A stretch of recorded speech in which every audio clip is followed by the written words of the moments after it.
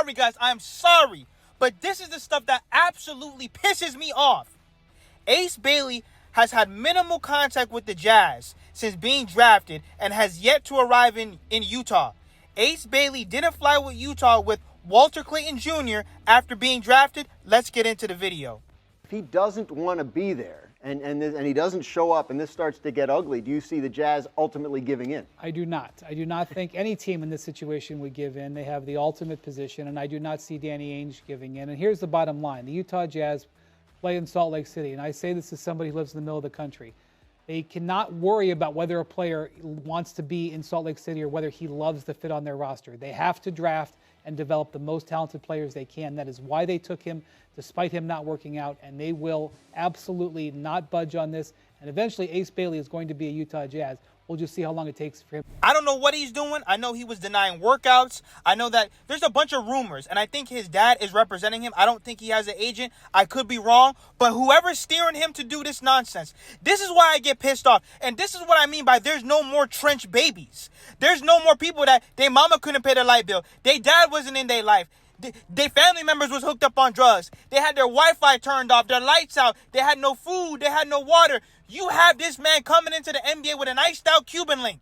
They don't love the game. They don't love the fans. They don't love hard work. They don't love the grind.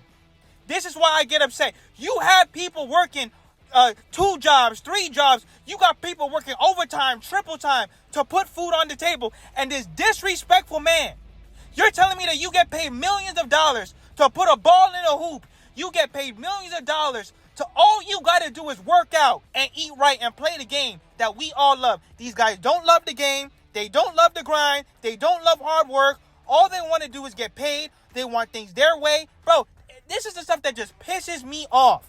Ace Bailey better come out and say what's going on. Do you guys see VJ Edgecombe? This man he grew up off of a generator. Bro, that's what I'm saying. Y'all don't understand the real pain. People used to cry when they got drafted. Look at my brother from Africa. They used to cry when they got drafted. My brother from Duke, from Africa. This man came from Africa. He didn't start playing basketball until he was like 15. VJ Edgecombe said he grew up, he didn't have electricity, bro. We take so much for granted, and you make millions of dollars. You finally get drafted. And this is the stuff that I'm talking about. They used to cry at the draft. They used to, they came up from poverty and pain. But no, Ace Bailey wants to wear Cuban links, and he wants to dictate where he wants to go, who drafts him.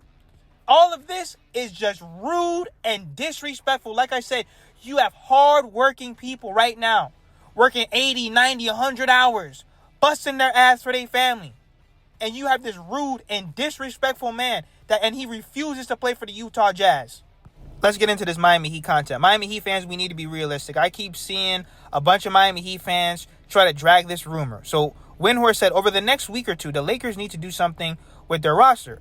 It'll be sort of a referendum on where Luka feels about the Lakers and the direction if he extends. He has given no indication that he will not. However, there is a sense of a mystery until he does. Let's get into the video. I think he can't extend until August 2nd. However, over the next month, really even less, over the next week or two, Lakers need to do some things with their roster. Would be nice to get Luka a center and a rim runner who he really excels along with. It'll be sort of a referendum on where Luka feels about the Lakers and their direction. If he extends, he has given no indication that he will not. However, there is a sense of mystery. So yes, that deal with Luka in the middle of the night was very shady. But once again, Miami Heat fans, I will always be realistic. We are not getting Luka. First of all, the NBA won't even allow that to happen. There's a reason why he went to the Lakers. Why? So that these favorite teams of Adam Silver can continue to be pushed and boosted and remembered. Teams like the Lakers and the New York Knicks and the Celtics, they're not going anywhere. They're always going to have somebody to continue their legacy. So once again, Miami Heat fans, I would love to have Luka, but it's just not realistic for me. Now, I know that I've already reported this before, but Shams continues to double down on this via First Take. One team to keep an eye out for Kuminga is the Miami Heat. I'm told they are to be expected to be a suitor for him now that they lost out on Kevin Durant, and you look into the marketplace of Jonathan Kuminga. Like I said before, I know a lot of people are saying, well, he wants the max. He said out of his own mouth that he needs to prove himself, so he's going to get a prove-it deal. At the end of the day, the reason why you add him is because he's talented. You can now have our new starting point guard that we just got, Tyler Hero, Kuminga, Bam Adebayo, and Khalil Ware. You can have a nice youthful starting five, and even if it doesn't work out, you have another piece that you can move. But it's better than you going out here to go get all these old guys. Now, when it comes to Colin Sexton, there's a lot of Miami Heat fans, too, that want Colin Sexton. The Jazz are actively working on a Colin Sexton trade after drafting Walter Clayton Jr.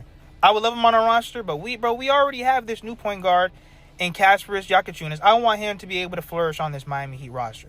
Plus, we also have Davion Mitchell. Davion Mitchell and Colin Sexton, they're like the same player.